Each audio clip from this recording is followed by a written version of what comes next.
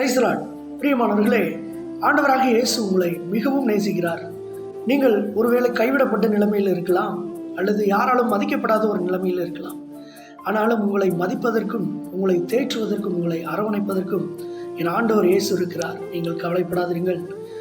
Esther புஸ்தகத்தினுடைய 2வது அதிகாரத்திலே 17வது வசனத்திலே இப்படியாய் ஒரு காரியத்தை பார்க்க முடியும். என்னவென்றால், தாயும் தகப்பனும் இல்லாத ஒரு அனாதையாக இருந்த ஒரு பெண் மொர்தெகாய் என்ற ஒரு பெரியவரால் வளர்க்கப்பட்டு நல்ல ஒரு காரியங்களை கற்றுக்கொண்டு அவள் கீழ்ப்படிந்திருந்தபடியினாலே அந்த பெண்ணிற்கு ஒரு நல்ல ஒரு உயர்ந்த ஸ்தானத்தை தேவனாகிய கர்த்தர் கொடுத்தார்.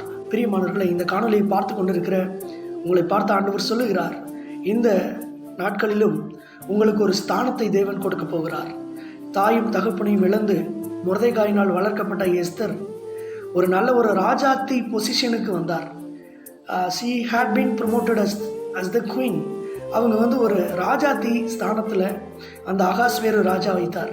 பிரியமானவர்களே, இதை பார்த்து கொண்டிருக்கிற உங்களை பார்த்து ஆண்டவர் சொல்லுகிறார், உன்னை ஒரு ஸ்தானத்திலே வைப்பேன் என்று.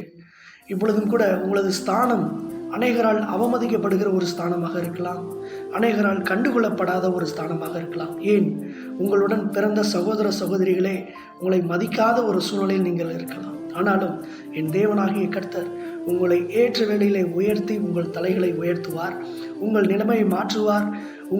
உங்களுக்கென்று ஒரு ஸ்தானத்தை அவர் ஆயத்தப்படுத்தி இருக்கிறார். அந்த ஆயத்தப்படுத்தப்பட்ட ஸ்தானத்தை விரைவிலே உங்களுக்கு கொடுப்பார். நீங்கள் அதற்காக ஆயத்தப்படுங்கள்.